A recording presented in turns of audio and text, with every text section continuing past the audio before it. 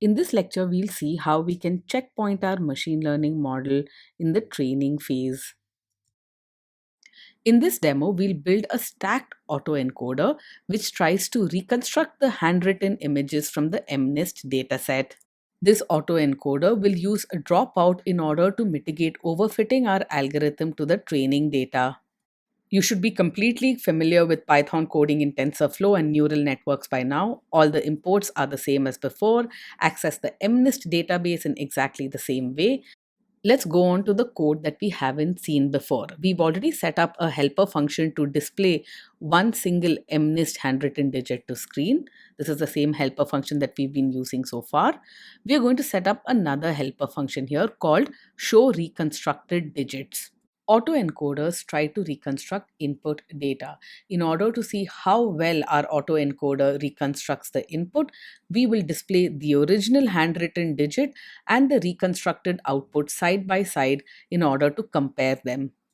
And that's exactly what this helper function does. It takes as its input arguments x, that is our original data that we pass into our autoencoder neural network. We will then reconstruct the output using our model parameters that we've saved to our local machine. Outputs is the output of our neural network, and model path is where we've saved our machine learning model. When we call this helper function, in order to display our original image and the reconstructed image side by side, we have the model saved somewhere on our local machine. We instantiate a session and restore the model to our session. We then choose any two digits at random from our test input. Here I've randomly chosen the 100th and the 101st digit from our test input, and then evaluate the output, reconstruct the output from our autoencoder neural network.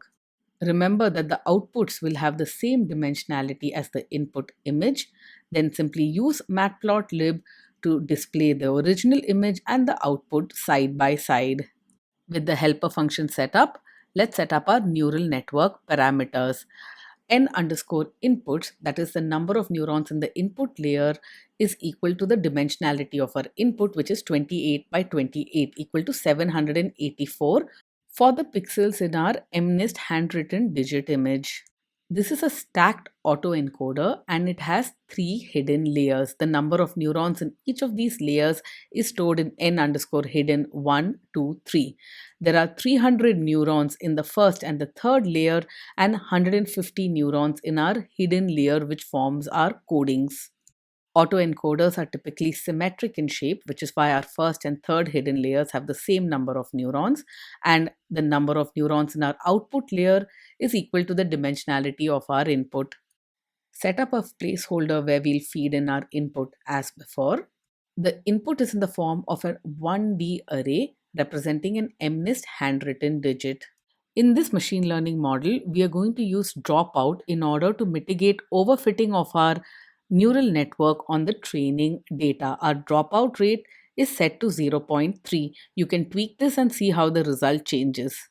Dropout is applied only during the training phase of our neural network and not during prediction.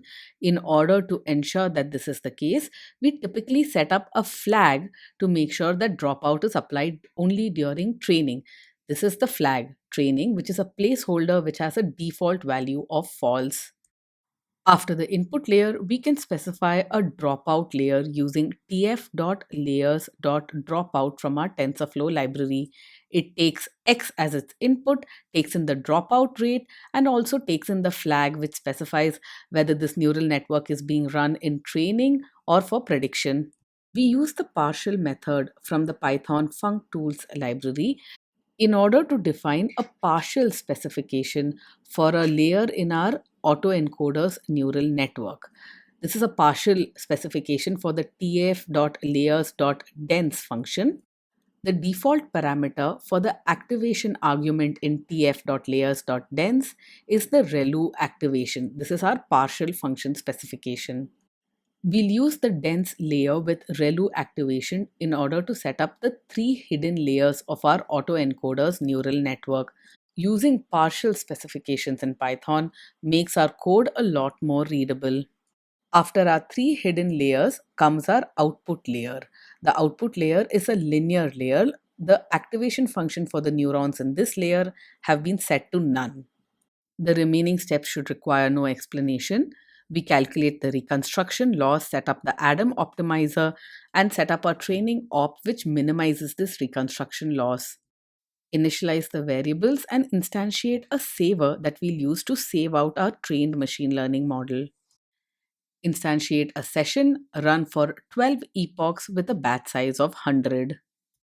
Use the handy library function that TensorFlow provides, mnist.train.nextBatch, to get the next batch of images.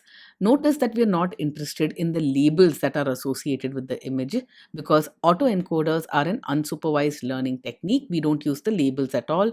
We simply try to reconstruct the input at the output.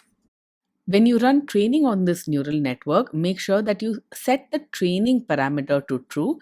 This flag, when set to true, ensures that dropout is turned on. Calculate the reconstruction loss after every epoch, and we'll print this out to screen so that we can see how the loss moves. And at the end of every epoch, save a checkpoint of our machine learning model. Once the training process of our model is complete, we are not going to use this model for predicting anything. What we want to do is see how the model has managed to reconstruct an input image. For this, we'll use the helper function that we set up earlier, show reconstructed digit. And there you see it. On the left are the input images, and on the right are the reconstructed images. Not a bad job. Let's try one thing that might be interesting. Let's go back to our neural network and turn off dropout altogether. This you can do very easily by setting the dropout rate to 0. This means that 0% of the neurons will be turned off during the training phase. This means that our neural network is likely to overfit on the training data. Go ahead, hit Shift Enter, and once the machine learning model has been trained, display the original and the reconstructed digit side by side. If you look at the background of the reconstructed digit, you'll find that it's very granular. The background here is much more prominent than it was originally when we used dropout. This means that the less important details in the image have not been ignored.